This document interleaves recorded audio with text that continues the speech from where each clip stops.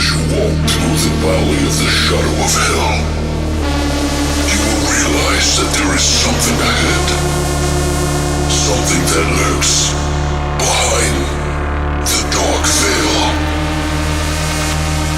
A veil that is beyond our own comprehension. Beyond the void.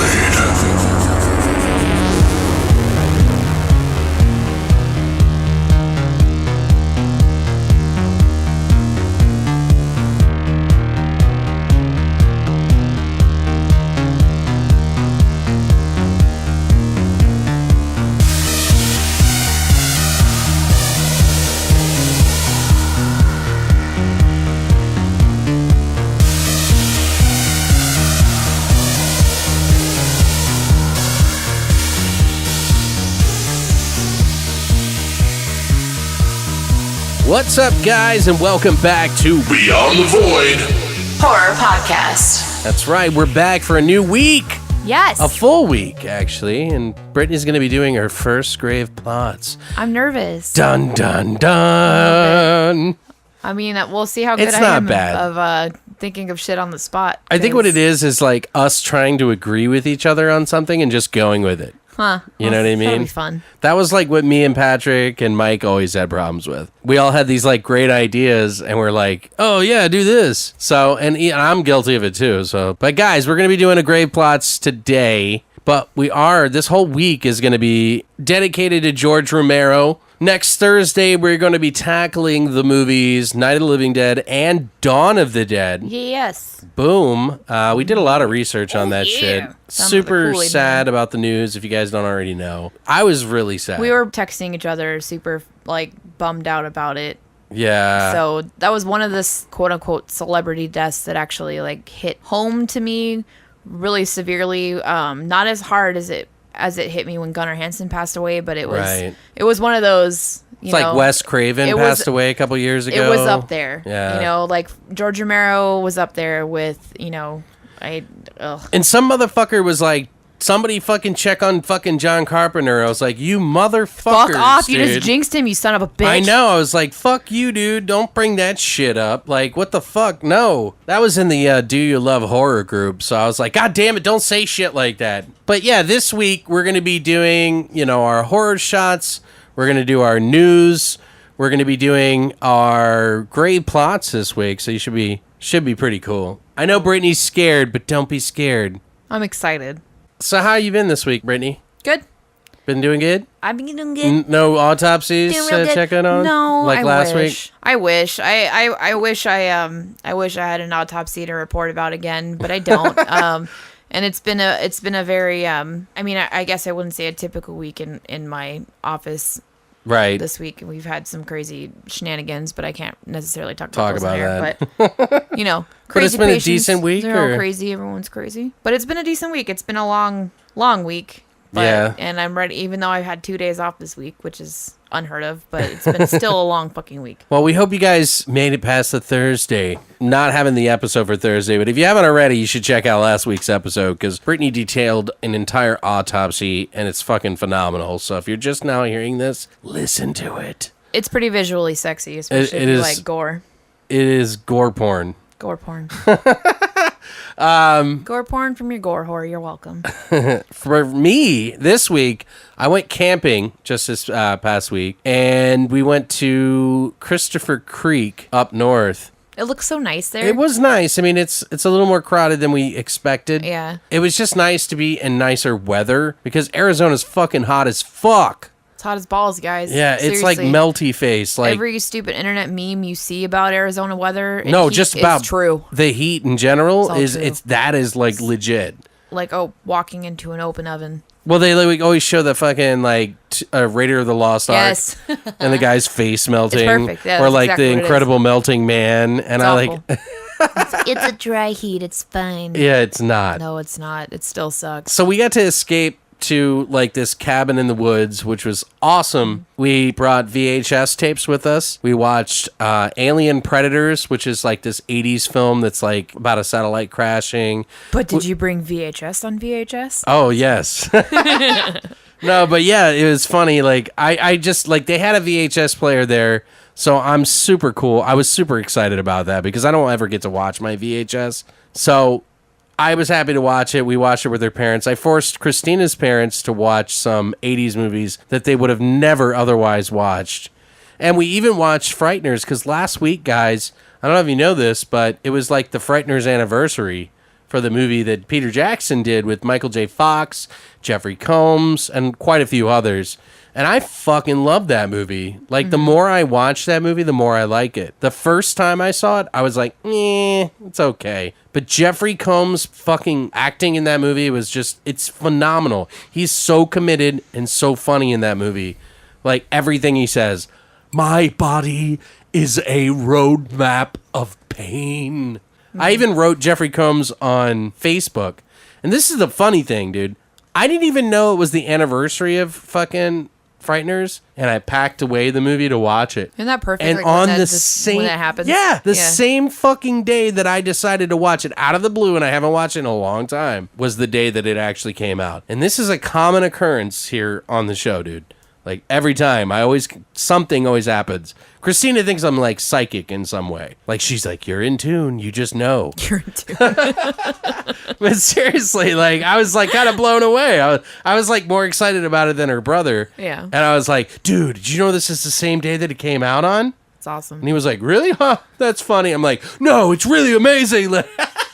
No, I absolutely get that because it's pretty cool when that type of shit happens. I think so. I don't know. I'm just really into that. I've done that so many times. Like, we did an episode on Pontypool. It was called Thriller Killer. And the day that we recorded, just out of the blue, happened to be the day that I did my first podcast Oh, wow. ever. And I did the movie Pontypool on the same day with my buddy Nick, the Nice. Starship. And I was just like, Hi, what Nick. the fuck? Like, how did this happen? Like, how did that happen? We recorded on the same day. Didn't come out on the same day, but we recorded on the same day. I like it.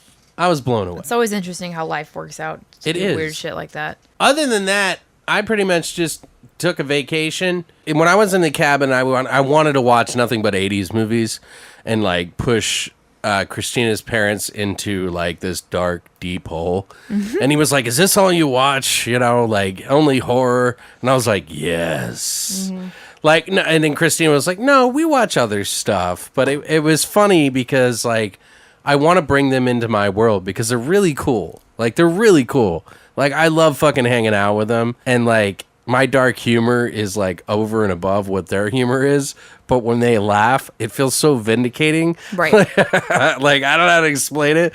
Like, I feel like I've reached, like, a side of them that I really like. And so it's, like, unpeeling these layers. So, but anyway. Nice. I don't have that. Both Mouse's really? parents are passed away, and I didn't even get to meet them or anything before. And so, but I feel like that I would have gotten along with his parents really well. Right. Just of stories he tells me or how he describes them and things like that. But I never got to meet them. So, you know, That sucks. It sucks. And it's rough. And he's young and he doesn't have his parents anymore. And he lost them really early. So it's really shitty. But That sucks. I mean, I have my mom. So that's all that matters. My mom's not a big horror movie fan, like, at all. So she's just like, no. No, thank you. She's just so tiny and timid, and it's not her thing. But, you know, she'll entertain me, I guess, if I want to. If you really want to watch If I it. want to spout some shit. And she's super interested in this and what I'm doing with this and stuff. So she's always like, you doing your podcast? Oh, yeah? Yeah, Has she was listened yet? Or She what? was talking to me today about it, actually, when I was driving. Kind of talked to her every day. I don't when think my parents listen. Yeah, I talk to her every day. I think they know they do So- it. They're just like, yeah, he does it. I don't want to listen. Yeah. She's like, you doing your podcast tonight? And I'm like, yes, Mom. Yeah, like, that's one thing on Facebook and anywhere else. I don't hide who I am. I don't No, really I give a either. shit anymore. Yeah, I've got my Like, family on my I'm Facebook. too I don't old to give give a shit. fuck about that shit. And, like, my parents and I drink and, like, hang out. And I'm just going to be me. And I'd rather them know me on their way out as I'm being me. Absolutely. I completely 1,000% agree with that. And that's, Yeah. I don't hide anything from anybody. I've got, you know, I have my mom and my brother and my sister-in-law and most of my family on my Facebook, and I don't hide anything that I do. And I do a lot of weird fucking shit. That's a horrible life And to I'm live. a pretty fucking vulgar person, and Right. I don't hide them from anything. And of course, like, sometimes I'll You? I'll talk to my mom, and she'll just be like, "So your brother told me that you said something on Facebook." And it was something about shoving your dick in someone's throat. Why would you say that? Like, because they deserved it, Mom. And she's just like, well, okay. It's kind of cute, like, that they think that they're ratting me out to her, yet she's on my Facebook too, and she sees the shit that I say. And She can't change you. I say some shit to her too, and she's just like, she's never surprised. And so anytime they come up to her and try and like quote unquote tell on me for some shit, she's just like, yeah, I already saw it. You know, I've almost been tempted sometimes, like when someone's like says some mom joke or something to me, to be like, well, yeah, well, fuck your mom, you know? And I'd be like, Mom, how do you feel about that? And tag her in it. Yeah. I've been so tempted because I know I could get away with it, but I was like, that might be a little too much. If my mom was more active on Facebook, I would, because I'm sure she'd fucking call an asshole out just as quickly as I would. Like, my mom is hilarious, and she's been through some fucking shit, man. So I get half tempted, but no one's ever insulted my mom. Yeah. And good on them, because they probably wouldn't be alive. So, Brittany, I think it might be that time. Horse shots!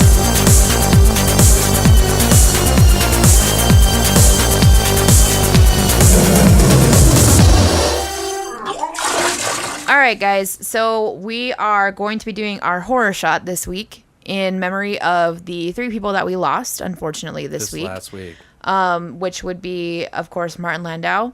Right. And Chester Bennington and George Romero. Yeah. So our shot this week is actually going to be titled Headshot. Right. Appropriately named for George Romero. Because technically, before all this happened, guys, we first heard about George Romero. And now, last week, we kind of went over it. I kind of tried to edit out a little bit. Well, we were going to do a home invasion, but we decided that... We switched it up. Yeah, but when we heard George Romero die, we were both pretty fucking hurt. So we were like, all right, we're going to do fucking Night of the Living Dead and Dawn of the Dead, because those two, I think, are the biggest films that he ever did. They are. They set the standard for him. But then we find out, just moments later, Martin Landau fucking died. And then just the other day, just yesterday, which we're recording on a Friday today, just on Thursday of last week for you guys, Chester Bennington died. So it was like a fucking trifecta of fuck. It's a big old clusterfuck of fucking bullshit. So it really was. Hence, since we are going to be discussing Night of the Living Dead and Dawn of the Dead this week, and essentially our plan was to be discussing, the memory of George Romero. Right. And the legacy that he left behind, and then it just shitstorm rolled down a fucking hill.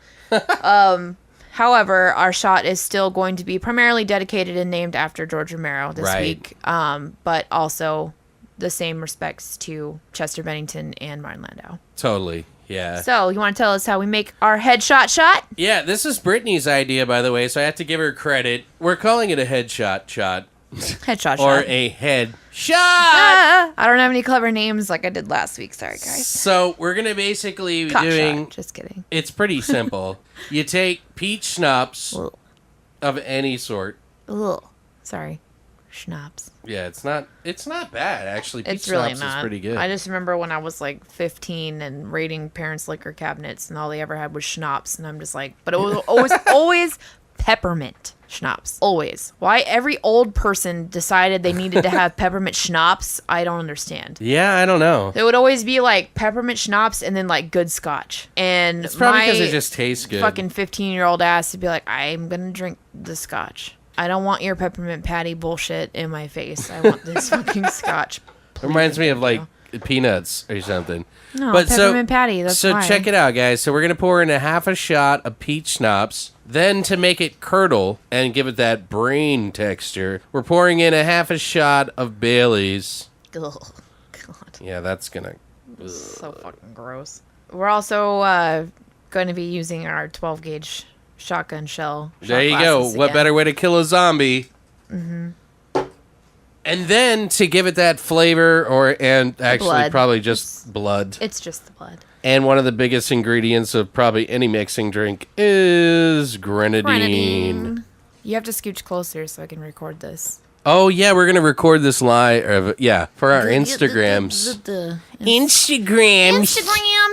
What's up, guys? This is Alex and Brittany. Hi. From the BTV cast. We're actually going to be doing a horror shot called The Headshot. Headshot? As an ode to Romero. And it's peach schnapps, half a shot. Then we're going to do half a shot of Bailey's, and then we do grenadine as a coloring, I guess. It's just for blood. Anyway, if you guys want to check this out, go to longlivethevoid.com to check it out and take it with us. So cheers, Brittany. Cheers to George Romero, Chester, and Martin Landau. Cheers, guys.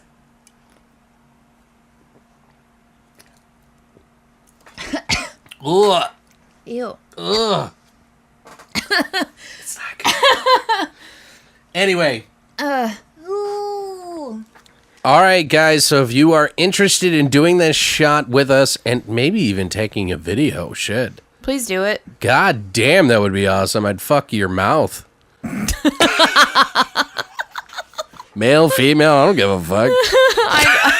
I'm actively watching and record him fucking your mouth. So can you please do that?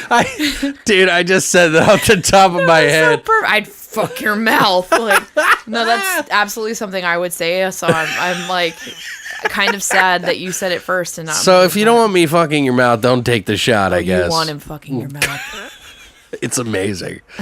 But that's it for horse shots. I'm already pretty drunk right now. How are you going to make it to fucking hiking tomorrow? I'm going to die tomorrow. I know, Jesus Christ. I'm going to... I'm trying, Brittany. The hills have eyes is going to happen tomorrow, but I'm going to be the fucking hillbilly that's like hunting people down and killing them. Right? Oh my God. All right, guys. So with that said, I think it's time for the... Fucking news! Here is the fucking news!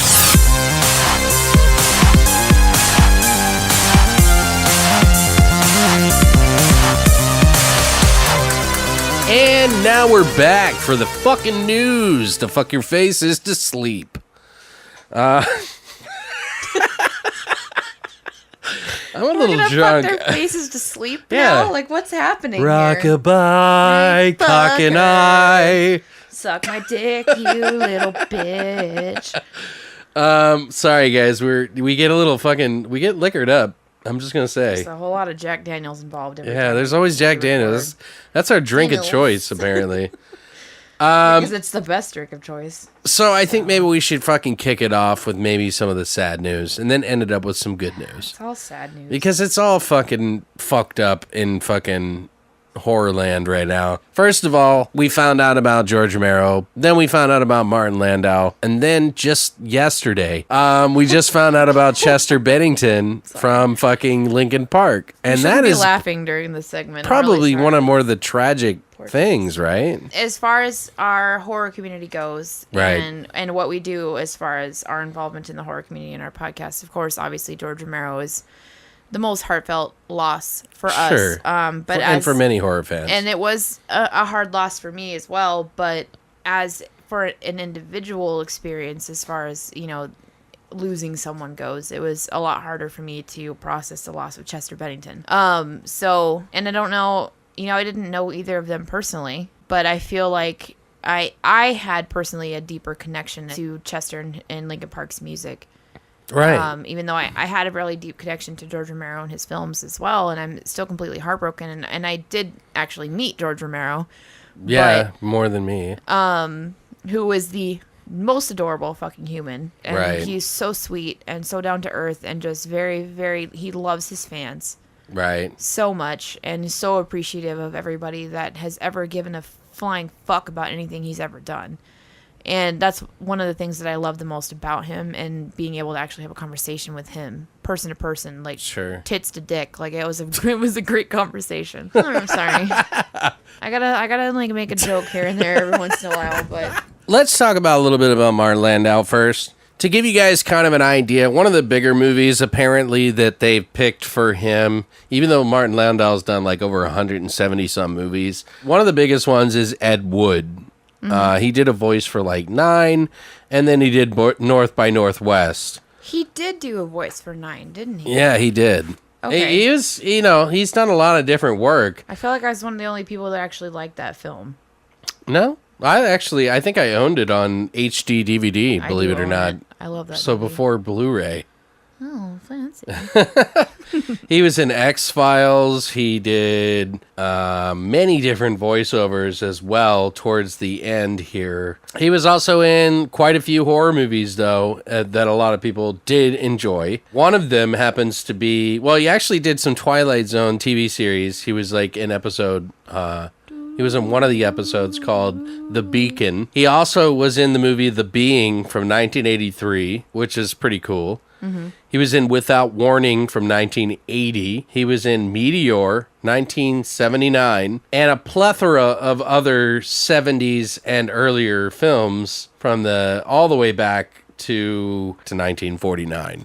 Fuck. So, I'm not exactly like 100% close to him as an actor. I do appreciate him, and it really does suck to hear that someone that, has lived as long as he has and has been in so many different fucking like horror and movies and everything in general has passed. One of the other people that we had pass this week was fucking Chester Bennington from Linkin Park, and which is one of your big ones.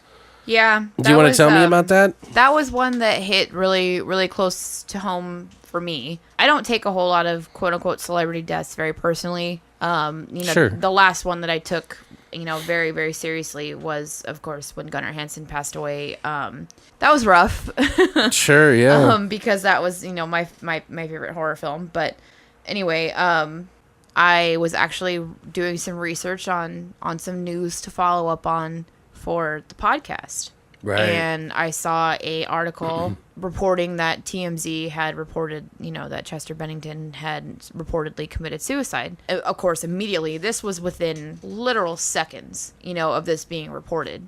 And I instantly said, this is a hoax. This is one of those fucking death hoaxes because He's too young to die. He's 41. Yeah, he's just a little bit younger than me. And nobody... Or he's a little bit older than me, actually. And I mean, in knowing and following him personally and knowing his personal struggles that he's dealt with over in his pretty much entire life, I knew he struggled with a lot of demons internally and things that he couldn't necessarily push past, but been doing amazing for himself as far as... Oh, he's been on an upward slant. In a public eye. I was camping when I saw it. I was like, holy shit. I haven't been as I don't cry easily. I'm not that type of the type of girl. Hair trigger fucking like crying like a bitch type of like emotions. Like that's not me. However, when Gunnar Hansen passed away and when Alan Rickman passed away, and even David Bowie, those were really rough, situations for me to deal with for multiple different reasons. When I found that news out and it was actually true, I literally just sat there and cried. Right. Yeah. And I feel like I had so many things in common with Chester. Yeah. Why I resonated with him so well over the years and why I really stood behind him as a person and the messages that he tried to convey. He and his music meant a lot to me, and he got me through a lot of really fucking dark times in my life. Well, shit, all of his lyrics kind of said that. Well, now they all really make sense. Yeah, exactly. It's like they did with Kurt Cobain. It's Absolutely. Like nobody thought anything of it because they were like, oh, he's just writing lyrics. Yeah, no, every song, and even people who write stories or short stories or books or poetry or who make films. It's their inner self trying to It's shout. all from personal experience. It Right. stems from either a direct personal experience or something that they have lived through vicariously through another person. Right. It's all from a place. Right. Of darkness or of happiness or of whatever. And for me, it's just we actually share a birthday. Oh, yeah? He was born on March 20th, but, on March 20th, 1990. Yeah. So that was always a kind of a cool thing because I had the same birthday as Chester Bennington. Of course, he was just a little bit older than me, but he actually dealt with his parents being divorced at the age of 11, just like I did. Right. And, when I was first exposed to hybrid theory, I was 11 years old, dealing with my parents' divorce. It was about a year, not even a full year. It was a couple months after the album was actually released. And my mom just purchased it for me on a whim because she thought I would like it. And she thought the artwork was cool or something. That's crazy. I don't know why she picked it up for me and she bought it for me. I mean, she knew I was dealing with a lot of stuff and I wasn't girly anymore. I wanted to dress myself. I wanted to do my own thing. I wanted to wear dark makeup. I wanted to do whatever the fuck I wanted to. And so she bought me this album and I will never forget, I still remember exactly how I felt to this day listening to Hypertheory for the first time in its entirety and experiencing every emotion full circle from start to finish for that album, and remembering I cried tears of happiness, I've cried tears of joy, I've cried tears of anger, I cried tears of, just pure fucking frustration and understanding of like what he was talking about in these songs that he was writing, to mutual things that I was experiencing myself. I was going through my parents' divorce, I was going through dealing with my dad's alcoholism and dealing with very swift decline of my self-confidence as a person and just being completely miserable. And I'm 11 years old. Yeah, it's pretty heavy. That's rough. And so I don't know. I always resonated with him very deeply. And, my husband and his band are actually really good friends with a member of Grey Days, which was, I believe, Chester's actual first band from Phoenix, Arizona. Maybe, yeah. Well, that definitely is a big thing here. So, and it hit hard.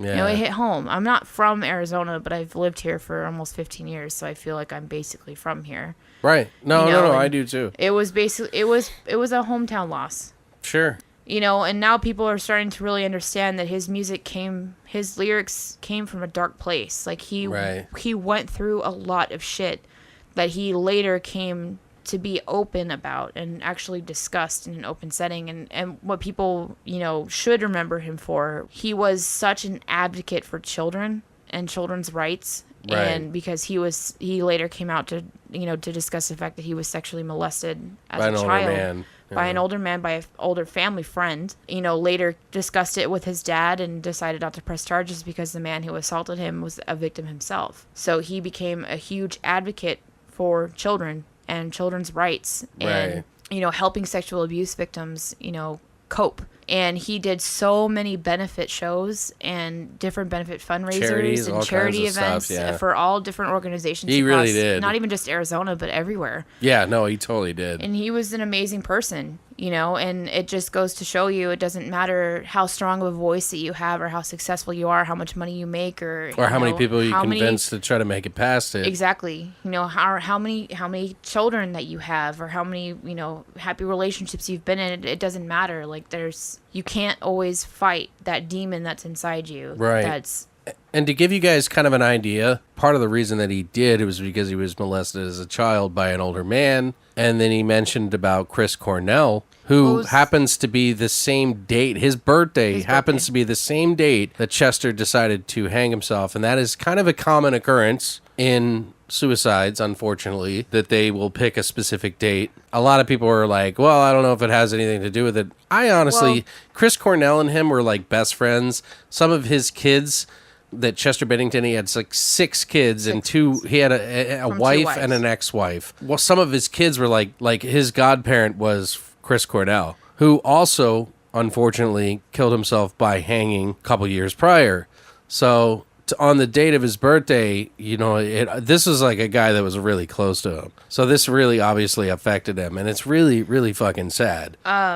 Even people that I know that were not even fans of the band and stuff, and I truly believe them when they say this, felt a lot of like sadness for this whole death. It was actually after Chris Cornell, had ended his own life.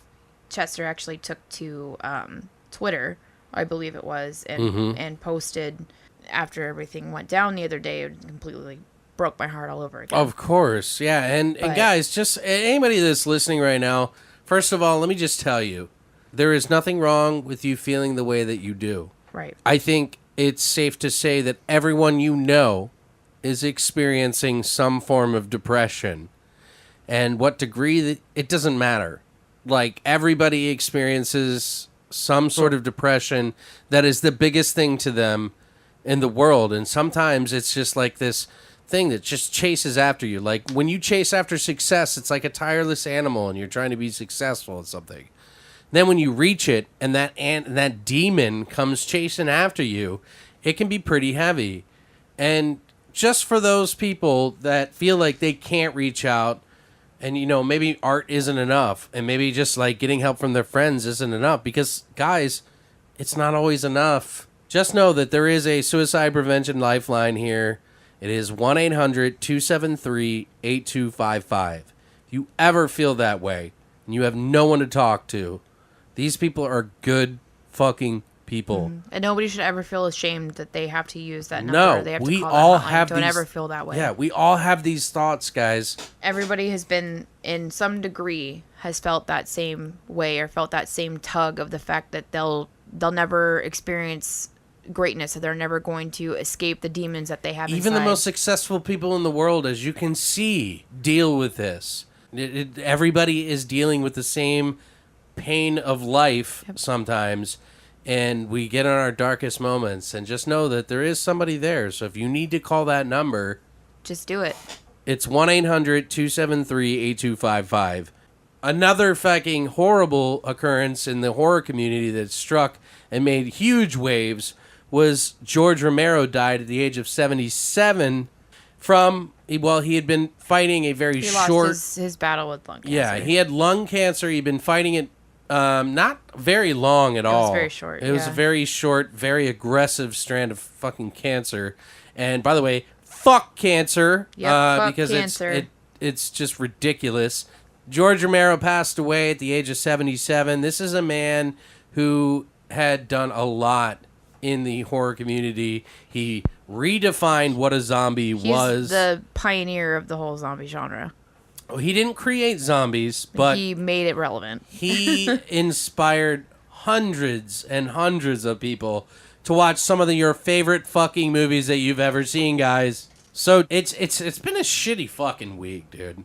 It has been a shitty week. So that's some of the fucking depressing news. Anyway, guys, so on to other news. We definitely don't want to stay in the negative too long, because we're going to be talking about the life and times, as well as two of the movies of George A. Romero, which is Night of the Living Dead and Dawn of the Dead. Yes. Next Thursday, so this Thursday, please stay tuned for that.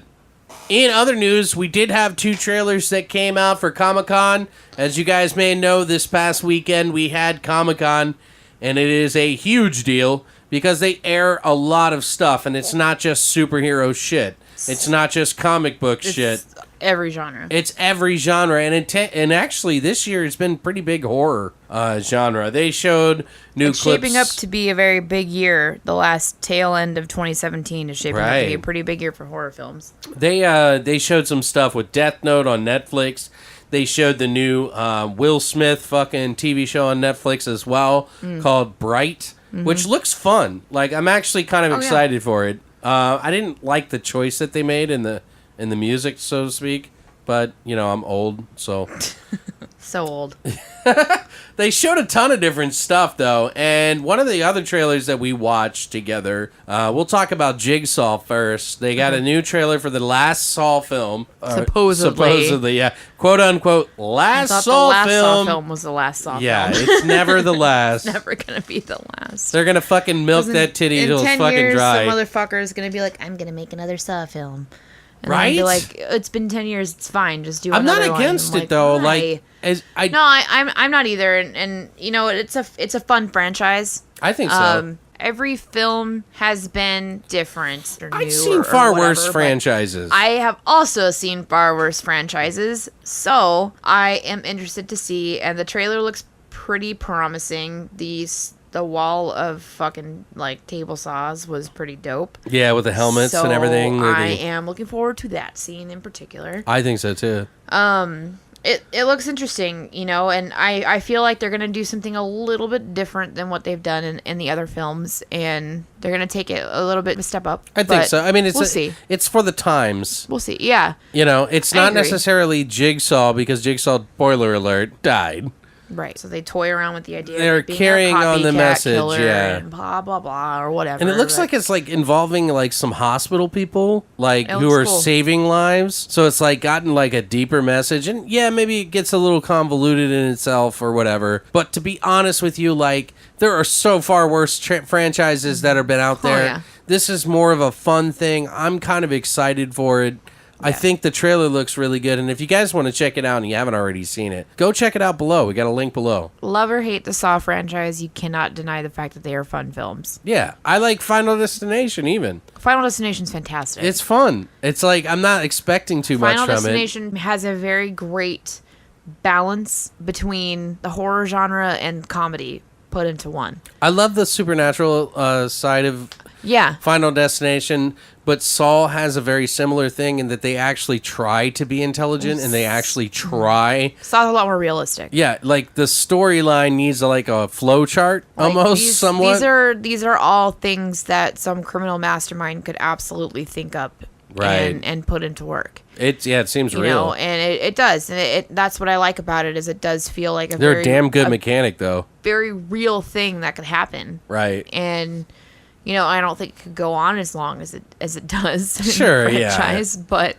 I do think I don't know though. Some people are pretty fucking stupid, so maybe it could. And but some of I the movies, by the way, in the Saw franchise are pretty shitty. Like there's a couple that the are last, the last few. Are But pretty to be shitty. honest, actually, I didn't mind the last few. I thought they wrapped everything up really nicely in a wrap it up. bow. They do wrap it up. Yeah. I will give them that. They actually did they actually told the story and finished off the story in a pretty decent way. I feel like they get a pass for me because they actually made an attempt to make a good story. Right. Whether or not it hits with everybody, that's up in the air. But at least they tried. At least they yeah. tried to be intelligent about it somewhat. Like I said, it's still a fun fucking franchise. Fuck yeah, dude. I don't care what anybody says. It's still fun. Also, there's another trailer out, and this is kind of a weird news week, so we kind of like filled in It a is bunch. a weird news week. There is also another new trailer out for one of Britney's favorite franchises, or at least the first movie. My favorite, yeah, the first It's movie. the Texas Chainsaw Massacre, but as you guys have heard us talk about in the past, there is going to be a new movie called Leatherface, which is essentially a prequel. How long the movie is going to be a prequel, I have no idea, but Yeah. it is a prequel. The general idea behind it is that it is going to be a prequel and trying to explain why Leatherface became Leatherface, kind of like a nature versus nurture type of like stance behind it. Right. But I mean, they've done the prequel thing already with this With franchise. Halloween, actually. And well, It reminds me of Halloween in a way. right. The difference between what Rob Zombie did with Halloween and how he took Halloween and did a prequel and a remake all in one. That's kind of what I feel like we're going to get with this. That was beautifully done. Though. Yeah. That's the big difference. I felt it was a And little long in the child part, but I loved it. Yeah, Love Halloween. yeah, me And too. I love Michael Myers, everything about it, and I loved Rob Zombie's remake, the original. I I liked did them, not like the second but one. I can see why people would be arguing against it. And I can understand it, but I felt like he stayed very, very true to the original with his remake. And as far as remakes of movies are concerned, he has done one of the best remakes of an original film to date, Okay. in my opinion. I liked the fact Even that we used got an to know a original little bit about the actress. child, but John Carpenter was like, it was never intended for Michael Myers to be ever known. So, in the same response to this, like, I'm wondering, there's going to be a lot of people on the fence because the vibe I get from this movie is that there's going to be a story, which isn't necessarily Alexander Bustillo and Julian Maury, who did the movie Inside's strongest point. Right. But they know how to direct a film to make you feel very uncomfortable. Right. And feel fucking really, I think it's going to be a very brutal movie. Oh, absolutely. I have no doubt in my mind at all. I feel Right. like they are going to hit the fucking nail on the head with the gore scenes, Punch babies kill in the scenes, face. everything like that. They're going to do a very, very, very good job. However, I am going to be one of the people that is very overcritical of this Sure. film. And rightfully so, because I feel like in this entire franchise of Texas Chainsaw Massacre, you cannot beat the original. You I cannot fe- beat the original film. No, I agree with you. And I think the people that are probably going to have an issue with this film the most are people who were fans of the original who did not like the remake. Absolutely. Those are the ones that are going to that's- hate this film. That is me. That's what I feel like. That is me. But I in the think same I'm going respect, to you hate it, love though. Inside. I do. So that's what gives me high hopes towards this film. Right. Because the directors involved, they're going to pay a higher respect to that film than any other director has done in the past. Well, I think that they're, like, here's the thing. At least People who liked the remake really liked gore and violence, and they wanted to see more gore. People who did not like it were really like the intention, like the brutalness without having to show it all. Well, yeah, but and some people were that's like the fence. You have like the people, but I think this one is going to be. It's going to have like a weird atmosphere to it, and it's going to be so over the top brutal. It's going to be falling into the remake category more than anything. Right, and that's my biggest concern. They delve too deeply into making the kill scenes more brutal and having more gore and more blood and just making scenes as obscure as possible, and they lose track of the story and the character development. The scary part that you get into when you do prequels, like where you try to explain, because you kind of take an element of the horror away in an aspect. You try to give the quote-unquote monster humanity and identity. You try to make him relatable to the audience. Right. In some way, shape, or form, they try to make this murderer relatable to people. Right. And to me, I understand and I get that, because there are films like Devil's Rejects and House of a Thousand Corpses where you root for the villains. Sure. You love the villains and you root for them in the end. At least I did. Fuck, I sure as fuck did. At the end, in that beautiful fucking scene at the end of that film where they're listening to fucking Freebird and they're driving down this fucking highway. Oh, that Devil's Rejects. Rejects, and they're getting shot to death by the fucking officers. I'm sitting there weeping because I don't want them to fucking die. They're these, even though they're horrible fucking humans that murder innocent people, you still fall in love with these characters. Well, and you know what? In that same respect, though, that's where it divides the fans. Absolutely. There's so many different types of fans of the Leatherface or Texas Chainsaw Massacre fans that you're probably going to divide them pretty evenly. Absolutely. With this movie, but I am a fan of Inside, and if you're a fan of Inside, you have to be perked. Your interest has to be piqued. And I am. We'll see. I feel like this is something that we're going to have to revisit after the film comes out, because I think I'm going to have a pretty fucking valid opinion on this film. As you know, you had to make me watch the trailer because I didn't want to watch it, because she didn't want to. Zero fucking interest. But you weren't too like one of the things in the trailer that we really both agreed on was the shot where the guy's holding the shotgun to someone's head and you just see the blood splat up, and that was so over the top but so fucking gratifying. I'm going to be very surprised if they manage to come away with a rated R. They're going to do an R version and then they'll do a director's cut. Yeah, there's going to be a director's cut when it comes out. I guarantee you, because these guys aren't no joke. They don't fuck around. I feel like I hope that a lot of it is more implied, like in the scene that the trailer shows. I don't think where so. They shotgun to the head and then they cut away and all you see is the blood. If you've seen Inside, those don't yield. They don't. They don't yield. That's my issue that I think I'm going to struggle with, is that they're going to rely too heavily on the gore and the disgust factor of it versus I think I'm going to like it. That's been my issue. That's been my issue with all the other remakes or quote unquote prequels that they've done. And I totally agree with you, but in the same respect, it's like I was like against it when I first heard about it. And then when I heard that it was Inside, I was like, that piques my interest more towards it. Yeah. Because if it was almost any other directors involved with this film, I would not give a flying fuck. Right. Yeah. Because like, I who have could been do it? Let right? down on literally every single fucking occasion that they have tried to remake. It's like with these guys, you at least know with Mari and Bustillo, you at least know what you're going to expect. to have a beautifully fucking gory film. It's going to be gory. And it's not necessarily Texas Chainsaw Massacre, but it is going to be gory. I hope they tell a fucking story, and I hope they tell it well. And I have a feeling that they're going to do a pretty decent job. We're going to have to go watch it. We have to. This is one I will go see in theaters. Yeah, as much as I hate... We'll have to figure out a time, and even if Christina can't go, we're going to go. Yeah, as much as I physically fucking hate seeing movies. You're going to have to see it. Horror movies in theaters, because I hate people. Yeah. And I hate experiencing a horror film with people who sit there and go, oh no, oh my god, the whole time, and I have to hear that.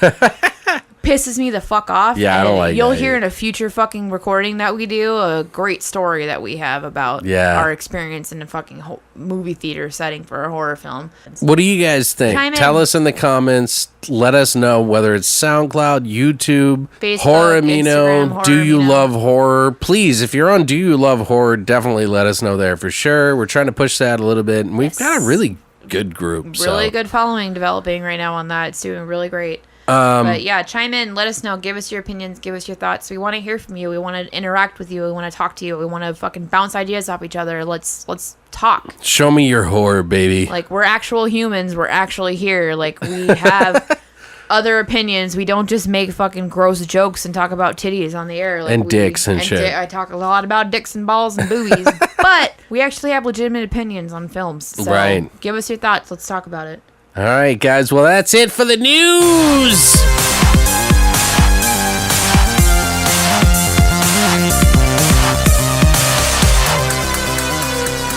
Guys, now we're going to go ahead and do Britney's christening. What? Or whatever you want to call it. Oh, jeez.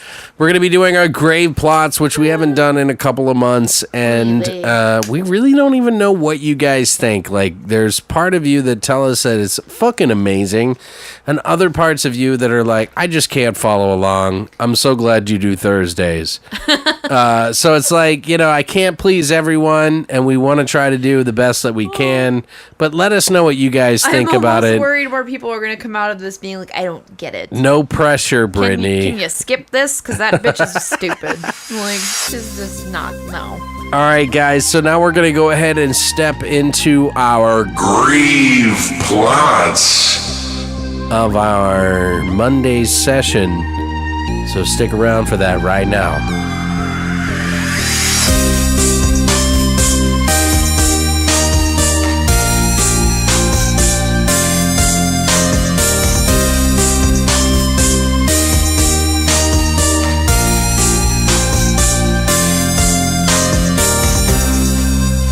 So if you are new to this and you have never heard of Grave Plots, hashtag Grave Plots, then you're in for a fucking treat. I'm also new to the, well, I'm not new to the concept Yeah, you're of new to it. I'm not new to the concept and idea of it, Right. but I am new to actually doing it. Doing it. So what we do, guys, we have a golden skull with diamond eyes here. And inside of its skull, we have 2 names each that we made up off the top of our head. These are movie titles that we made up. It's a golden... in actuality, it's a fucking coffee mug. No, it's a golden skull with diamond eyes, Brittany. It's a golden skull with we can do diamond whatever eyes, we guys. want here. But if you guys aren't sure what we did is we made up a bunch of movie titles and we put them into this goblet. And then one of us is going to pull the title. Now, in this pile of movie titles, we have a couple of take a shots. So whoever is pulling their name out has to take a shot. How many take a shots are in there? There's 2. Sweet. What we do when we pull this name out of the hat, we don't know what it is. Like, it could be something I made up or something Brittany made up. Whoever made up the title actually has to stay quiet until the other person has come up with somewhat of a gist. We can change the story based on what we say if we both agree on it, but for the most part, we try to create a new story based off of the other person's thought of what the title imbibes. We come up with all the characters, we come up with all the death scenes, we come up with all the story and the whole plot all the way up to the end, and then we come up with a tagline for the movie, and we even make up a cover for the movie, like a VHS cover, and then we put it up online so that you guys can see it. That's what we're going to do right now. Brittany, since this is your first time, you have to draw. Oh, the golden skull with diamond eyes. Yeah, it's pretty expensive. That's like a $1 billion skull right there. $1 billion. $1 billion. So what is the first one going to be? Did you look in there to like specifically pick one out? I feel like you did. They all look the same. Okay. She like looked in the cup into the golden skull. What is it? It's one I wrote. Okay, what is it? So you have to do it, right? Yeah, I have to start it off. So the title is Dirt Under Nail. Dirt Under Nail. Okay. So this grave plot would be about... I would think about grave plots. Obviously somebody that was buried, right? So would it be? But is that too obvious? No, I don't know. Like if there's dirt under nail, which is the name of the title, it could be a story about a guy who kills people and buries them, or it could be about the person who's being buried that actually isn't dead. I feel like that's the direction I would want to go with that. Yeah, you're not supposed to. Sorry, You're not I'm supposed sorry. to influence. I'm out. I'm gonna just drink some whiskey. But I kind of like that one anyway. That's what I was kind of going for. So maybe this is about some sort of serial killer who is like burying this guy or girl. We haven't decided yet. And Dirt Under Nail basically is this person who is experiencing what it's like to be buried alive, but they're not actually dead. So Dirt Under Nail is about a guy trying to claw his way literally out of a grave, maybe. What do you think? I like that. Now, is he dead or is he a zombie? Or could it be, like we could go anywhere with this? I feel like the character is going to be on the verge of death.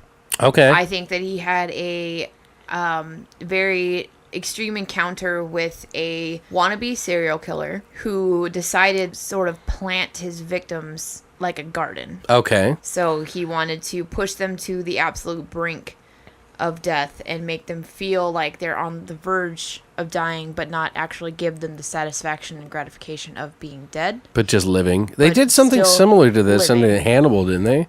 In what? In Hannibal? Do you mean like the series? Yeah, the series, the TV show. I don't There was like a remember guy that. that like buried people. I don't know if it was Hannibal, but I remember they had like fungus growing on their skin. And some of the people were actually alive that were buried.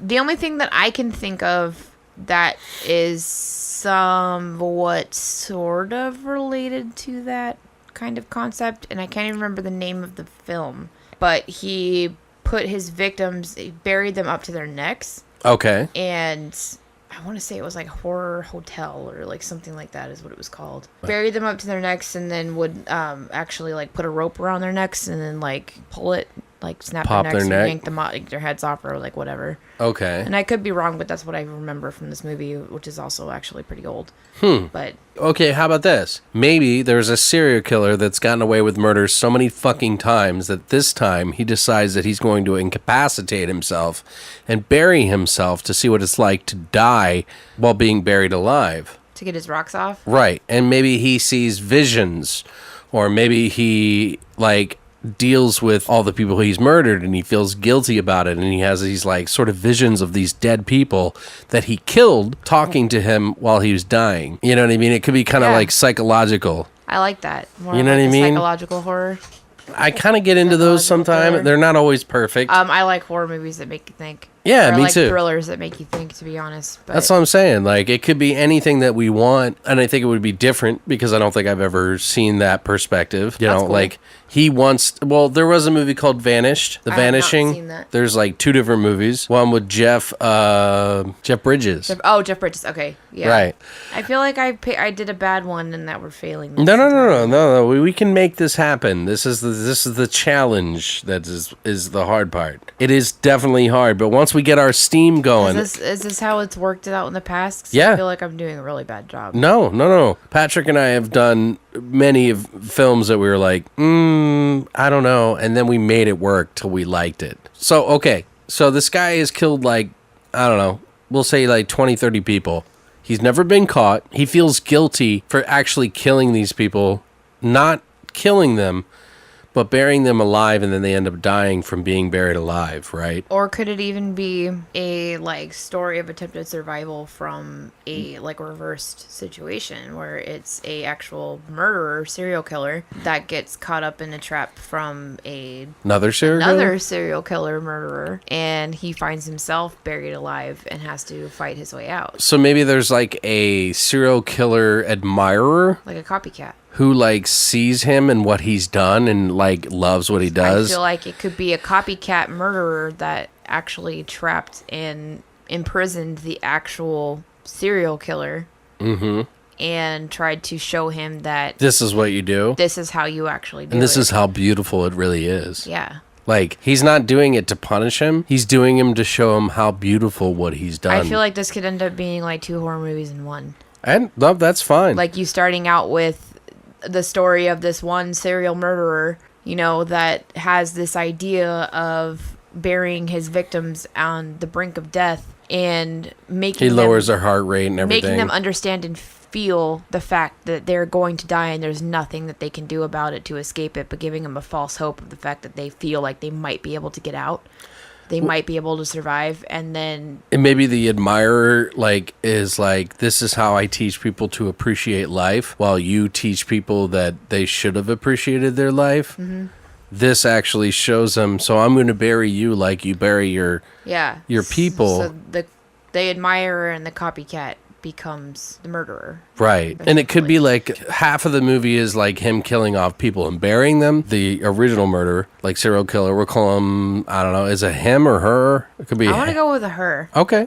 What do you want to call her? It's a lady. Relatively simple. Her name will be Anna. Anna. We'll Okay. go with Anna. So Anna is a murderer. She has buried different types of people. What types of people does she bury? Does she bury only men? Does she bury only women? Or does she bury anyone? She And doesn't is have a there any preference. reason why she picks these people? She doesn't have a preference in as far as male or female, and she doesn't necessarily have a preference as far as age range, but she won't go younger than 16.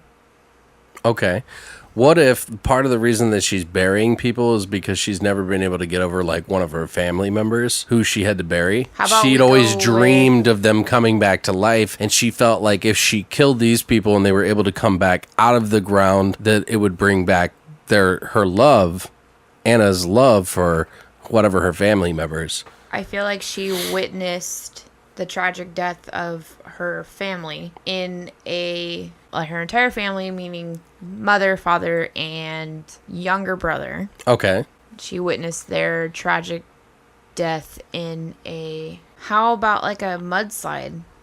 Okay. Like a natural disaster type of they were out on a family That camping makes sense trip. for dirt under an They were arrow. out on a family camping trip, and they were out. It had been storming, for most of the entirety of their trip, and all of a sudden there was just this massive mudslide, and she was about to take a family portrait of them, and she was setting the timer on her phone, so she was a little bit off in the distance setting the timer, and then this crazy natural disaster mudslide happened. And Did she took out her keep whole trying family. to dig them out of the And dirt? she watched them being buried alive and tried to dig them out of the mud, and they died at her fingertips. Okay. And what if Or at this least is her like little brother. Her little brother died at her fingertips specifically. I think the whole She could get to family's her pretty brother. cool. She could get to her brother, but he was the only one she could get to, and he literally died. She was holding his hand, and she felt the life leave him. And maybe this is a family that lives out in the middle of nowhere, and maybe they don't actually. She doesn't report that this happened. Though, this could be more of an off-the-grid, more of a secluded Right. family. And she's just sort of dealing with it and coping it in She the has to best way that process she it can as on a her child. own. Yeah.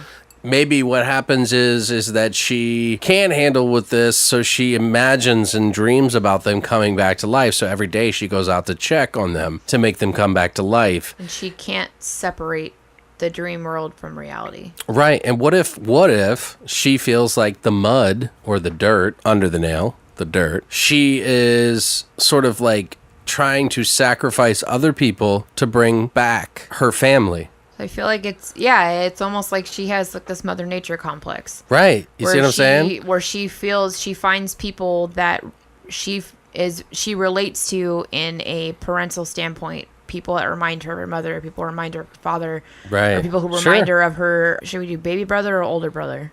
Doesn't matter. I'm gonna do baby brother. That sounds better younger. I'm gonna go real dark. Yeah. So people who Because remind she's got her that of nurturing sense of her. Yeah. mother, her father, her younger brother, and so she finds these people that she relates to on that level, and basically tries to Replace her replace parents them. by putting in their souls or whatever you want to call it. So she worships the dirt, so to speak. Yes. And she digs holes, and she maybe she entraps these people by offering them something. And then they all eat it, and then they become paralyzed somehow, and she buries them. I feel like these are going to be people that are traveling on a fairly nearby road Okay. that end up with a blown tire or a blown transmission in their vehicle. What if it's just hikers? Or hikers. Either hikers, it actually could be both. It could be a group of Because they're out in the hikers. middle of nowhere. It could be a group of hikers that end up, lost, turned around, and a little bit stranded, or even people on a nearby road that have a issue with the vehicle that end up stranded. Okay. And she comes across them and offers this beacon of hope and help, to these people by giving them the illusion that she has means of contacting, because there's no cell service or any type of things that, things. She gives them the idea that she has this like a ham radio. Okay. Or some type of a means of contacting or whatever she has back in her cabin.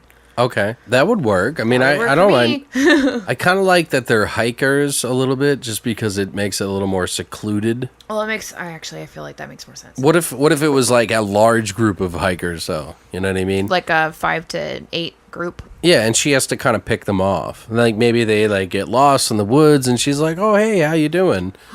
And then they come to her house to stay at her house, and she's like, "Oh, my parents are away. They've been gone for a long while." Okay, wait. I have an idea. If you want to stay here, Yeah. and then things get weird. So I feel like it would be a family out hiking together on this adventurous, like, fucking sightseeing vacation or whatever. Have to be a mom, dad, and the There's got to be a son. couple people. So I feel like And there the needs daughter. to be a varying age range. So there needs to be an older couple, meaning like grandma and grandpa, like mom and dad, and there needs to be a couple of like teenagers and like kids. I almost feel Because like she's it's got gonna to have mimic. to waste other people, and then she's gonna find her prime mom, dad, and brother that she resonates with, and those are the people that she's going to treat and tender like they're her I got an idea. prizes. I got an idea. What if, in her process of trying to find the right family to donate to the dirt god, so to speak, she kills other people as a practice sort of thing? That'll work. What if... So we can just do the family in the end is who she ends up running into. right, the perfect family. The perfect family, yeah. Right. So she has other hikers that hikers and explorers that she Right, runs into. that in she the process. practices that works, on, actually. sort I like of. that better. You know what I mean? Because I was feeling a little too Hills Have Eyes-ish. Right. I think it'd be kind of interesting if she kind of like got them interested and then like tried to kill them because she wanted to try to donate it, but it wasn't working. It was like a test for her experiment. Right. Like she wanted to donate blood to the dirt god or whatever the fuck that she lost her mind to. Right. And so she kills off like 2 hiker dudes. Yeah, okay. This is, And then like maybe like a mom and a daughter, or I like this idea. I like where we're going and then with she this. realizes that the real combination that she needs is a mom, a dad, and a son, and a daughter that were her age be her. when it Yeah. happened. And then the one flaw is that she can't kill the daughter because she's still alive. So she somehow has this like argument in her mind about it and relates to the person, even though, and she has like a care for them because she's kind of mirroring herself. The daughter that she comes into contact with, that would be the age that she was when she lost her family, Right. is going to be, I feel, like the person that she actually, quote unquote, buries alive.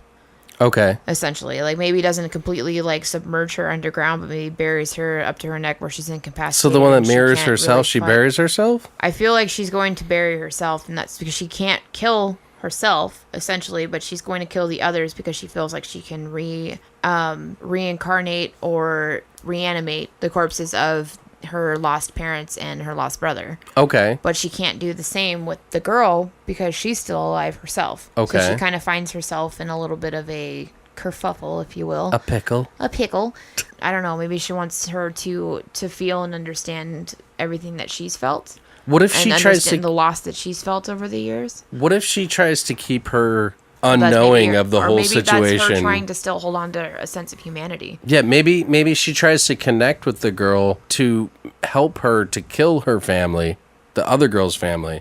So we got Anna, who's the killer, and then we got what are we going to call? What is her name? Victoria. Victoria. Okay, so Victoria has a family, a brother, and a mom and a dad, and somehow Anna and her click really quick, and that's when they find out. And so she offers them the place to stay, and then maybe even the 2 girls fall in love. That could be a plot twist. Do you know what I mean? And then she tries to convince her that somehow, in some dark way, but like little weird things start to happen. Like everything's really hunky-dory. They hide it from her parents and her brother, and they go on hikes together while they stay at this cabin. She's like, oh, you can stay here as long as you want or whatever. But then like this like whole fucking thing Yeah. starts to No, unwind. I actually, that feels like a better plot development for me. Yeah. Character development to really understand it is, so it'll be like a year after the accident where she lost her family. So she's still living in this, the cabin or whatever that they had, where they lived off the grid, and they, made their own sustainable energy essentially, and they had their own gardens and they harvested their own rainwater or whatever. They basically lived, quote unquote, off the grid, had their own life way out, in the middle of nowhere. Sure. Then she comes across this family, father, son, mother, daughter. Daughter's the same age as her. Son would be the same age as her younger brother. And parents, are the same around as the same her age, parents. Yeah. And something similar to it, something's at least. happened to where they can't find their way out. What if she sabotages their water supply or something like that? Yeah, I think that's perfect. And then they don't know about it. She sabotages their any type of electronic device or compass device that they could use to try and find their way out of the predicament that they're in. Right. And then she'll sabotage the water, like she'll punch a hole in their canteens. Right. Or just somehow find weird ways. Take their food supply or somehow lead a fucking bear or whatever to their food supply. There you go. There you go. Food. And so she does all these elaborate ways of entrapping these people. And then she comes across them like nothing happened as a savior to help them. And she offers shelter and food and water and eventually a means of finding their way out because she knows this territory like the back of her hand. So at some point she can lead them out of there. And then they end up building this relationship with one another. And then maybe you can even toss in the fact that the two girls fall in love with each other. And they kind of come up and formulate this whole crazy plan. Maybe they have dinner together one night when she invites them back to their house. They have dinner. And she's like, I'll take care of you, no problem. And then in the morning, she feeds them breakfast, but won't let the girl Victoria, because Anna won't let Victoria eat the food because she's essentially poisoning the family. And she's like, no, you can't eat this. She was like, I made this for your family only. Well, that's sweet, or whatever the fuck that she thought. And then her parents are drugged. And somehow she's like, I did this for you, and then the girl's trying to escape, but then she somehow gets her, ties her up somehow maybe, and then starts to bury her family. And forces her to watch her. Or makes her bury her parents. Makes her do it, yeah. Yeah. Yes. Okay. I like that even better. With a gun, her dad's gun or something. I don't think it would be, I feel like, I want to say, I feel like at gunpoint would be good, but I want it to be more of an implied thing. I don't want her to actually have the means of killing her with the gun. Ooh, what if we did this? To fear the fact that she has that type of power to make her think she's going to kill her with the gun, but she doesn't actually have any bullets. What if they meet her on the trail? Their parents are out there for a week vacation on this hike, and they're living off the wild, and they run across this girl, and then the girl and her become friends somehow, and they go and have this moment and everything like that, and they become close, and then she starts to sabotage her family's stuff over the course of a couple of days. They invite her back. Maybe she plays victim like she lost her family. Right.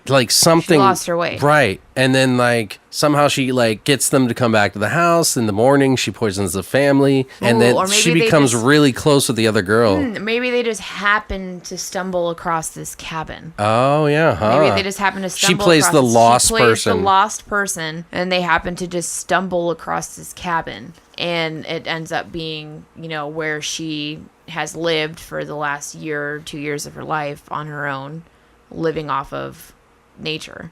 Right. And she kind of has this secret bunker essentially with all these supplies and all of these things that she's already had stored up, but she casually introduces these elements as if they went out and captured their own rainwater and harvested this, or they went and shot a deer or whatever to harvest that. Okay. And kind of things. She doesn't lead on the fact that she's actually fully prepared in this bunker, or maybe she just hides that from them entirely, and they hunt and gather and things on their own and just use this as shelter. But I feel like it needs to be sudden, and then we drag on the whole death procedure of their family somehow. But I don't know how to get her convinced to do it for her unless it's a gun or... A gun will work. She could use the father's gun. Yeah, maybe she's talks about her family in the past tense and says, they passed away, this is healing me.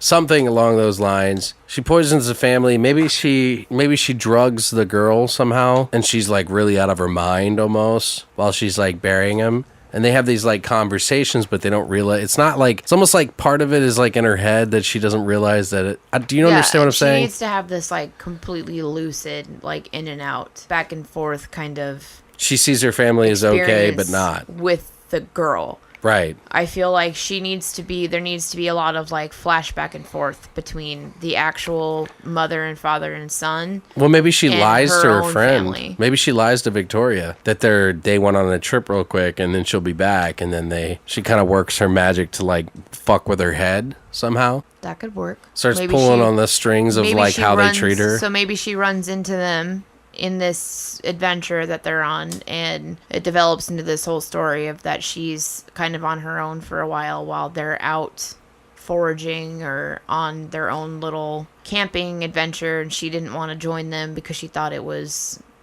she thought she was too old for that type of an experience, and she wanted to stay behind, and so they left her behind, and so she found them, and then she slowly started to sabotage their provisions. Right. Maybe she drugged Victoria to keep her out of the issue, and she doesn't realize. She thinks she just passed out because she was tired. And then she poisons the family, but she's like torturing them behind the scenes as they're like looking for them together, quote unquote. Ooh, yeah, I like that idea. You know what I mean? Like, Yeah. that might be better, so that like she doesn't have any idea and the viewer doesn't know. So it would just be kind of like, you think she's actually helping her, but really she's the one that's like, Through this like series of flashbacks. yeah. And then like she doesn't want her to know because she doesn't fit into the equation of feeding the dirt god, so to speak. Dope. What do you think? Essentially, it all comes back to her trying to reincarnate her family. Now, does she kill some of her the Victoria's family? No, I feel like she definitely kills Victoria's family. Like one at a time, obviously. Slowly, one at a time. Right. While Victoria watches. So who was the last one? The son. The son. So her brother. Okay, so Because who does she kill off first? The dad? The dad. Okay, and then the mom. And then the son. And then the son. How does she kill them? She puts a bag over the dad's She head. suffocates the dad. With a bag. No. So it's got to be like a slow thing where he passes out from like, I just feel like I feel like if we're going to kill a kid. Well, at the end, I'm talking about the dad first. Do we kill the kid, or does the kid end We'll up figure surviving that out towards as the we end? go. But I feel like in that type of setting, suffocation is probably better fit for a kid. Maybe, How but else what if would we don't kill him? It's true, Maybe okay. he gets saved. We suffocate the dad. Yeah, she puts a bag over his head. He's like screaming, kind of like He ends you up can see the bag going in Yeah, and out of he his ends up mouth. suffocating himself. Right. She doesn't hold it. She just kind of ties it around his neck, essentially. And What if she like hits him over the head with like a stick? his own walking stick? And then Sorry. like he's like kind of dazed and she puts a bag over his head. Yeah, that'll work. And then he kind of snaps out of it, but he like suffocates to death next to the mom and the son. They're all facing each other in a circle. Yeah, It's kind of dark. I like that. Yeah. So they're all buried, right? Are we Okay. saying they're all buried, Right. Or are they? She gets them. She buries them. I feel like they should all be buried, like up to their neck. Right. Exactly. Okay, so they're all buried in a circle facing each other, up to the neck. She hits the dad over the head with his own walking stick that he was using Okay. for their hike. And then she places the bag over his head and kind of subtly holds it there. She doesn't put a whole lot of effort into holding it there against He can't him, do anything but against he can't it, do yeah. anything to fight it. Right. So she's literally just lightly holding this bag over his head. And you watch him, like, as he slowly starts to realize that he's going to die and him trying to struggle his way out. Right. So, yes. What if, okay, and this is what I was also thinking, like, now the mom is, like, upset, the son is crying, they're freaking out, the mom's upset, but what if, like, Anna, the crazy killer girl who lost her family in the mudslide, what if she's, like, trying to appease the mom in order to make her love her in some way? Like, in her crazy mind? To get this mommy-daughter stuff. Right, so then the mom just sort of plays along, as in sort of... Thinking she's going to fool her into Yeah, letting to her go. letting her out. But then she's like, oh, I knew you'd love me, but then kills her. Mm-hmm. Maybe like stabbing her face like several times. With a shovel. Something. You know what I mean? Like, or just jams like a pencil in her eye. She's like drawing something and she's like, I drew you. And she's like, oh, that's so beautiful. Like playing along to get her to like love her, like care so that she won't kill her because she killed their dad. And then she stabs a pencil in her eye and she's like, I knew you'd love me. And she just keeps stabbing it like real slow and like really demented. Yeah. What do you think? I mean, Yeah. like, I kind of like that whole back and forth thing. Yeah. It's just like very much a thriller. I like that. Like But slash. I want the mom character to not lose the part that she's playing. So maybe she doesn't die. So even after she like will, slowly, repeatedly stab her in the eye with this pencil, I don't want her to break the fact that she's trying to appeal to this girl. Okay, here's an idea that we could bridge the gap. Since she's crazy, we can kind of go where we want. What if the mom still talks to her even though she's dead? Yeah, afterwards, like after she dies. Yeah. Yeah. Like she felt closest to the mom. So she's like dreaming of her talking to her with the pencil in her eye. The mom still tries to reason with her. Right. Like she's talking to her. And then I feel like that eventually was what leads to her maybe not killing the son.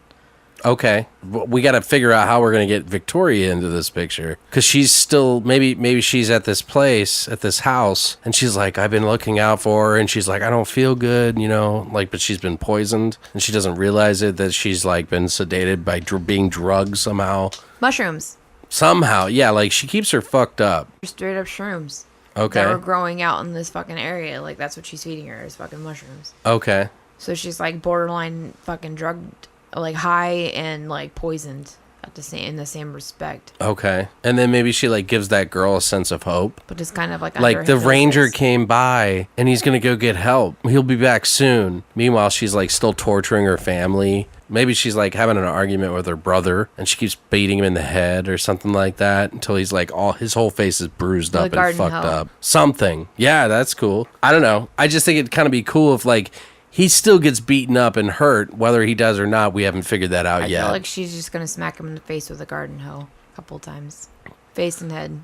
What if the girl gets out? What if Victoria gets out of the house and finds her brother all beaten up, but she's so fucked up, she doesn't really understand? And then the girl like starts to tie her up now, and it's like this whole sadistic thing. And then she cuts off her dad's head and brings it to her.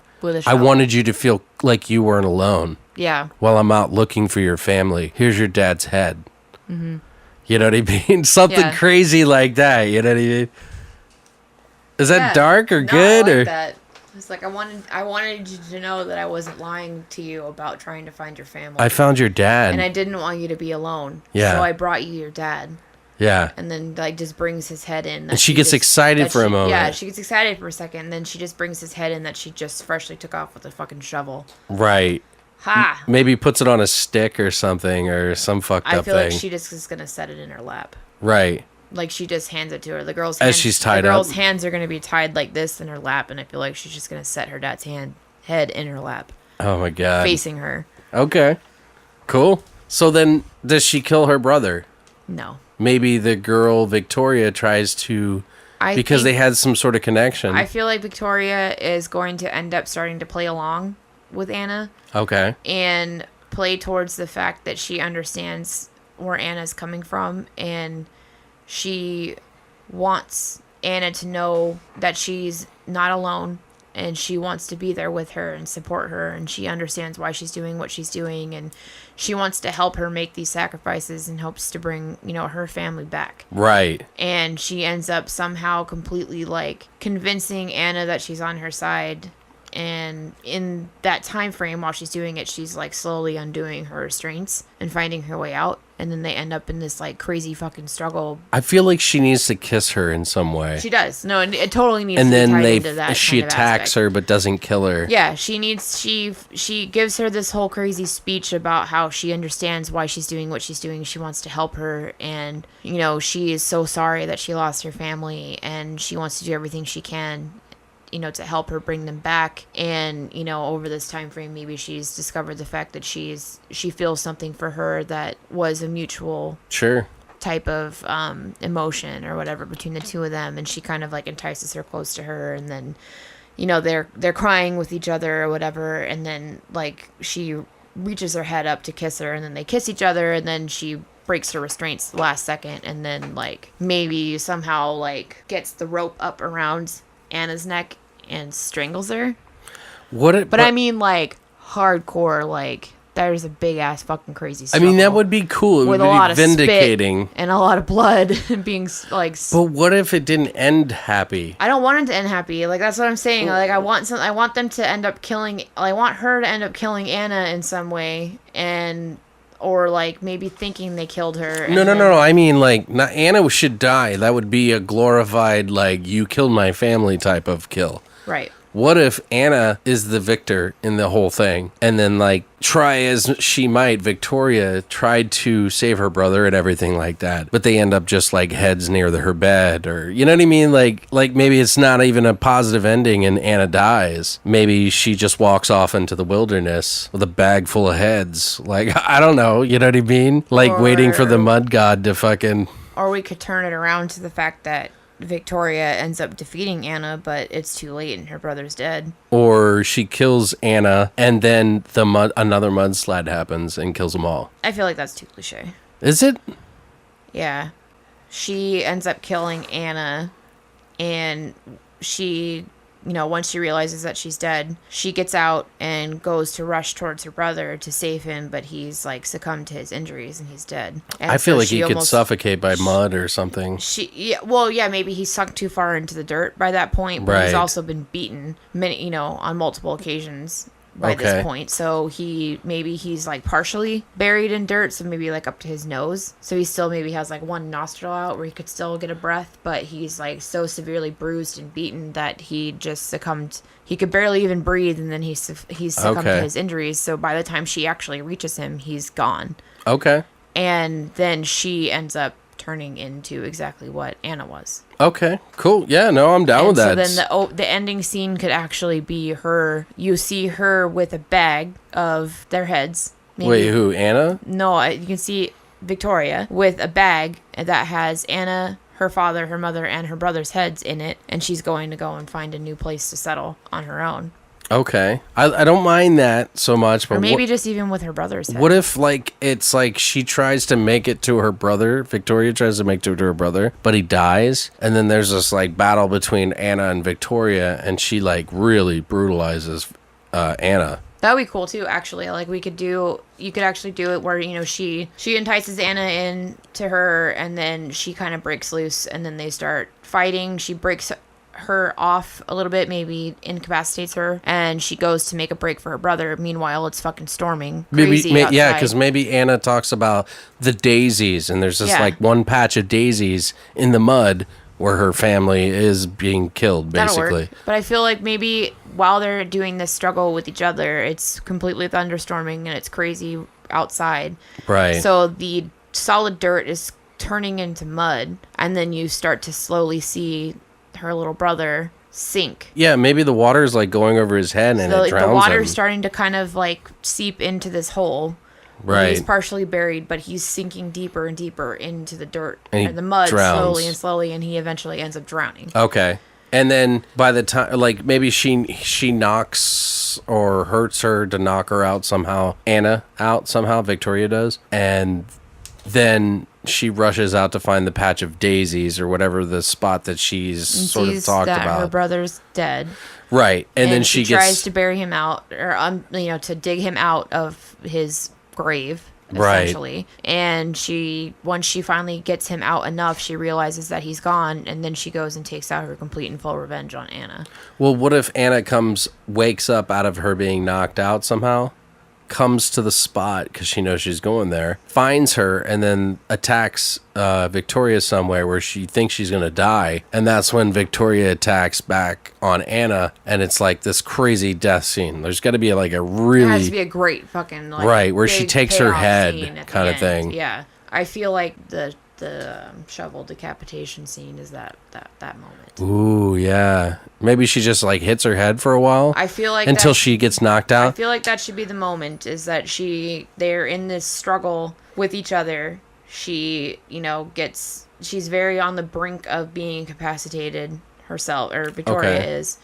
And then she winds up next to this shovel next to her. Right. And so she kind of plays dead, and then give this then Anna will get this crazy monologue, like this like beautiful fucking speech that she gives of trying to like how she tried to relate to Victoria's character and kind of why she was doing what she did and trying to make her understand, and she wanted her to be her sister, and it was like this whole misunderstanding on Victoria's end, and Anna's trying to explain it to her, and I want it to be like this beautiful monologue, like with it raining and like blood and dirt and shit just like running off of her. Ooh, and she's what if like doing this explanation, and then all of a sudden like Anna grabs a rock.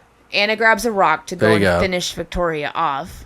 Then the shovel. Like and she hits her in the head to knock her out. Then you'll slowly see Victoria's hand come out and wrap around the shovel, just as the camera cuts to Anna slowly kneeling down over Victoria with this giant rock in her hand, and she's about to fucking hit her over the head with it.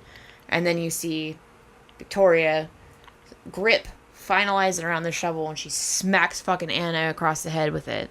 Right. Knocks her down, incapacitates her. And just keeps smacking her head with a shovel. Smacks her. And then all of a sudden you see this whole, like, right or left side of her head complete pulp. But her mouth's open? And she's still, like, maybe one eye is complete, like, one half of her face I want to be completely, like, pulp. Right. And then her other eye partially bulging out of the socket, because of all the force that's been applied to her. Yeah, and she's like hitting her in the head with a shovel like but I want her a to lot. still be like, she's going to fucking town on this chick's fucking skull, basically. And she's pretty much dead, but she still has a little bit left in her, and I want her to be like gurgling something. And then Anna just like takes the shovel up above, or Victoria takes the shovel up above her head and just brings it down on her neck and fucking decapitates What her. if she she's smacking her on the head over and over and over again, and the shovel breaks, and then she takes the broken end of the fucking shovel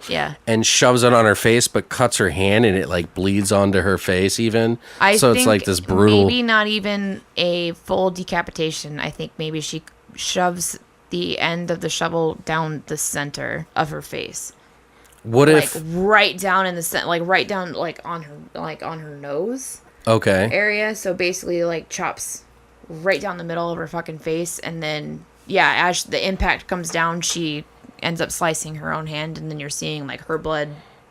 She's bleeding all over her. I kind of think it would be cool if she somehow removed her head, whether it be half or by her neck, and then dropped it off at the police station or something like that, because she's lost her mind. If you're gonna do that, then it's a whole head. Yeah, if you that's what I'm thinking. Where like the ending scene is where she stumbles like barely conscious into this police station, and then just drops a head on the front desk, and then like, collapses. Yeah, like she's got to collapse at the end of it. She can't, like, she's at the end of her fucking rope at that point. Like, I feel like she needs to come in barely functioning and just like drop this fucking head. And the cut scene into that needs to be of her hand holding her hair, and I want to see just the dirt and grime and shit all over her hands, and all over her nails, and all over her body, and her just like plop this head down on this desk. And wouldn't it be great? Her, like, out. Wouldn't it be great? Like, they don't know the whole story because she did that and she lost her mind. Victoria did. She killed Anna, who killed her family. She drops the head off at the police station, passes out.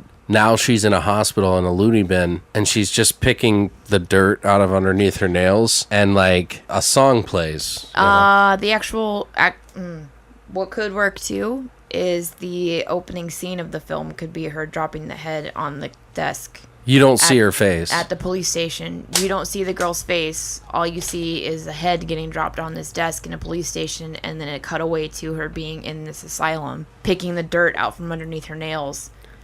And maybe a reporter or something coming in to like interview her and find out what if her you don't see story, the face of the head or the anything? You just see the back of the head. You don't see Victoria's face, and you don't see Anna's.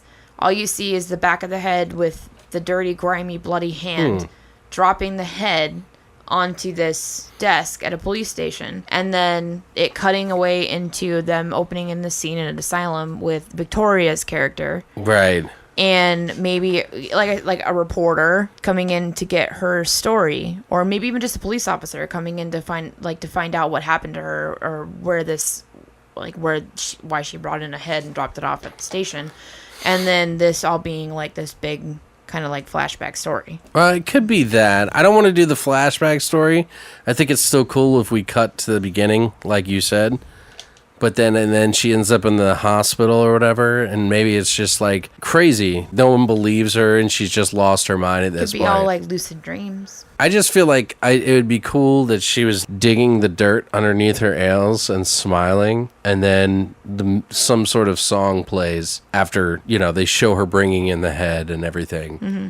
You know what I mean? To end it? Yeah, so it loops around to the very beginning, but she's just crazy in the end, and no one believes her, essentially. Yeah. That'll work. So that would be the ending sequence is, I feel like if it's going to end, then you want to show Anna's face on the head that she drops, and then her face and everything in the end. And then the last final scene of the film could be her in this asylum.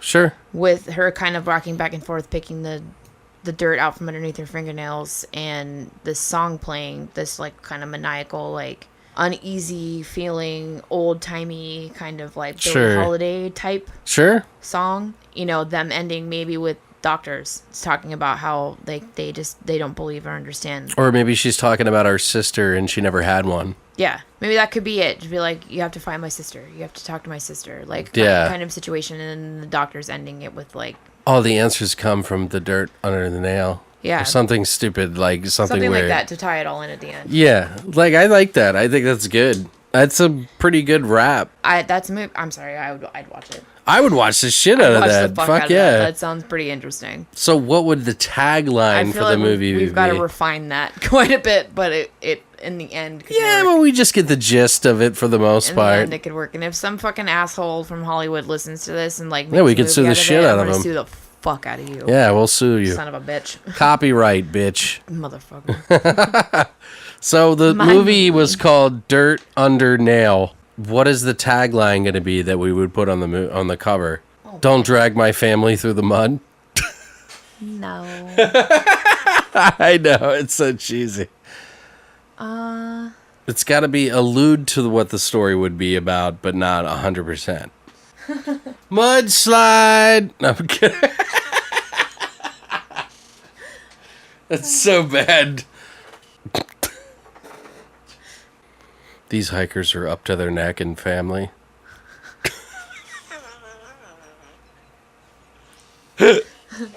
I know it's stupid, but it's just like, Revenge doesn't come organic. Hey, I'm down with that. Or revenge isn't organic. I don't know. I'm trying to think of something that could tie into the whole, like... Blood is thicker than mud? Yeah, or mud isn't... What about blood is thicker than mud, though? Blood is thicker than mud? Yeah. Yeah, that would actually it work. Makes sense. Blood is thicker than mud? It like, at least makes you somewhat interested. Dirt blood under nail, blood is thicker than mud. That actually would work. Yeah. I think it's good, because it kind of alludes to things, but it doesn't. But it doesn't, yeah. It doesn't give it away, but it... Makes you wonder what the fuck that is about. A bit of a sense. Okay, yeah. I think that works. I think so, too. Dirt under nail. It's a wrap. Blood is thicker than mud. Dirt under nail, guys. So blood is thicker than mud is the tagline. So we'll put up a fucking... I don't know what the fuck I'm going to do for the artwork for that. But we'll figure something out. I'll show you some stuff and see what I do. It usually comes to me, depending on what pictures I can find, But, yeah, it was fun, man. What did you think? That's nerve-wracking. Isn't it? I told you, it's crazy, right? Look, man. But it's not so bad once you can kind of like let go of the groove. Yeah, because we started on this like whole completely fucking different plan. Right. And then like we started over way over here. And then we came and went way over here. It was like from A to fucking Z. Like, but literally. It's cool that way though, because it kind of panned out. And I hope to fucking Christ you can edit this into a way that makes sense where we don't sound like a bunch of fucking assholes. Oh no. I'm sure you'll be fine, but I'm gonna sound like an asshole. Anybody that's a creative person or someone that's interested in how stories are made are gonna they enjoy this. Work it out. Yeah. They like to hear how the thought comes about. Like we made it as we went, and I think that's what's kind of cool about it. And it ended up turning out to be pretty fucking dope. Like that's it is. The movie I'd watch the fuck out of. Yeah, so. It's not like you're in your face horror, but it's like really psychological and fucked up. It's a psychological thinker fucking film, and I like that shit. So. I think so too, and that's why I wanted to leave it kind of ambiguous like that. Like I don't know, like why would she bring the head in, and like how do you forget that? Yeah. What do you guys think, though? Do you think that we should have changed things? Like, what should we have added? What should we have taken out? Did you like the story? What did you think of the name? What did you think of the tagline? Like, we made this all this shit up in like 30, 45 minutes. So Was this a terrible attempt at my first time for this? I think it was great. I think you're being too harsh on yourself. Like, seriously, we've made up like crazier, weirder, dumb shit. I know some of them that I've seen. I'm just like, I'd still watch that. But Some of them are really, really in depth. holy fuck. Yeah, some of them are pretty dope. Like, I was like pretty impressed like that we actually came up with something as deep as it was. They're all interesting, but some of them, delve pretty fucking deep. I'm like, whew. Well, it's like if you even think for a second that this reminds you of something, I always go, well, what can we do to try to make it different, you know? Like, how do we twist it a little bit so it's not the same? Yeah. So... Tits. Yeah, what do you guys think? Let us know in the comments below on our YouTube, SoundCloud, wherever the fuck it is. But I think that's it for today, our Monday episode. So we'll be back on Thursday for our Night of the Living Dead and Dawn of the Dead episode, George Romero homage, that we'll be talking about and break it down for you this Thursday. So, but if you guys haven't already, please do share what we do. If you enjoy what we do, like what we do, share it with everyone that you know. It really does go a long way. If it wasn't for you guys, nobody would listen, and we would be just talking to ourselves, and that's cool too. But we do that, but yeah, like we do that anyway. But we might as well share it with other people. It's much cooler when someone else listens to us crack stupid jokes and gets it or laughs or whatever the fuck else, right? I know you all love Shishka Tits. You're welcome. All right, guys. So we'll see you this Thursday. Take care. I hope you have a great week. We'll talk to you soon. Stay weird, monsters.